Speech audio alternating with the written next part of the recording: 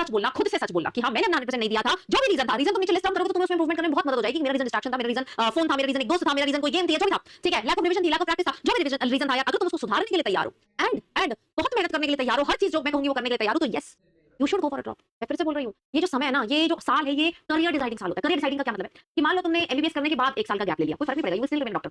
या तुमने एमबीबीएस करने के बाद कुछ और कर लिया, but you are still doctor. लेकिन इस साल अगर तुमने एमबीबीएस करने के प्लान को ड्रॉप करके you can never become doctor.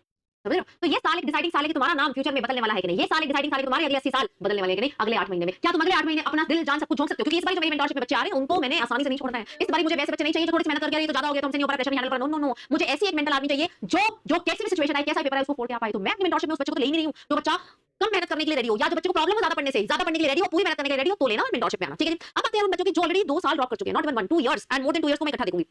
देखो जिनका 2 साल से ज्यादा ड्रॉप है एंड आपका नंबर भी ड्रॉप हो रहा है। वैसे इस साल मुझे नंबर नहीं देना चाहिए क्योंकि नंबर तो पेपर की फिजिक्स में से सबका ड्रॉप होगा, बट अगर आपका रैंक बहुत ज्यादा ड्रॉप हो रहा है, एक होता है 1000 2000 ड्रॉप होना, एक होता है 20000 3000 ड्रॉप हो जाना। अगर आपका रैंक इतना ज्यादा ड्रॉप हो रहा है और आप देख रहे हैं कि आप अपने आप को इंप्रूवमेंट वाले स्तर पे नहीं देख रहे हैं, ठीक है, एंड यू फील कि यार मे बी आई शुड, मतलब अंदर से आवाज आने लग गई है कि चलो यार प्लान बी देख लेता हूं, मैं नर्सिंग कर लेता हूं, पैरामेडिकल कर लेता हूं, बीएमएस कर लेता हूं, बीएचएमएस कर लेता हूं। अगर मन से एक बार भी आ रहा है ना ये चीज, और तुम्हारे ऑलरेडी 2 3 वाले स्पेशली सुनो 3 या 3 से ज्यादा ड्रॉप हो चुके हैं, तो मैं तो ये बहुत पर्सनल चॉइस होती है। पर्सनल चॉइस इसलिए क्योंकि अगर आप करना चाहते हैं, आपके पेरेंट्स आपके साथ है तो करिए।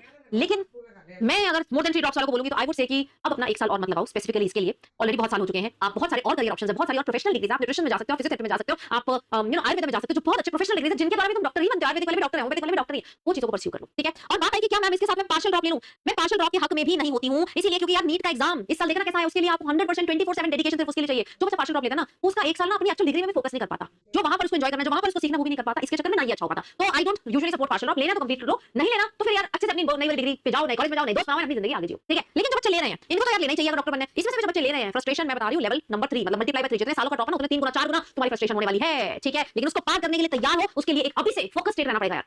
डर के नहीं भागना। डर के कौन भागता है? मैं आपको अपनी पर्सनल बात बताऊं, मुझे बचपन में अंधेरे से बहुत डर लगता था। तो what my mummy used to do, she used to put me in the andhera, जान के लाइट बंद कर देनी। व्हाई? बिकॉज़ उन्होंने बोला कि यार तुम्हारा ये अंधेरे का डर तब तक नहीं जाएगा जब तक तुम इसको फेस नहीं करोगे। तो नीट का डर मत बनाओ कि फिजिक्स टफ आ गया, कल केमिस्ट्री टफ है, कुछ भी हो सकता है।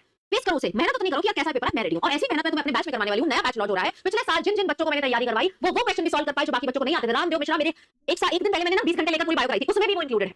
डिटेल में तो है ही है, फास्ट ट्रैक में तो है ही है। मैं हर साल से कराती आ रही हूं। मेरे प्लस के नोट्स देखोगे, उसमें मोनोजाइगोटिक डाइजाइगोटिक की वहां बात की, डिटेल में आईवीएफ की बात की। तो जो चीजें, जो क्वेश्चंस भैया बायो में 90 में से 85 क्वेश्चंस तो डायरेक्ट आए थे, वो तो मेरे नोट्स में नहीं थे। बाकी जो 5 क्वेश्चन थे उसमें से भी 3 सवाल डायरेक्टली फ्रॉम नोट्स में।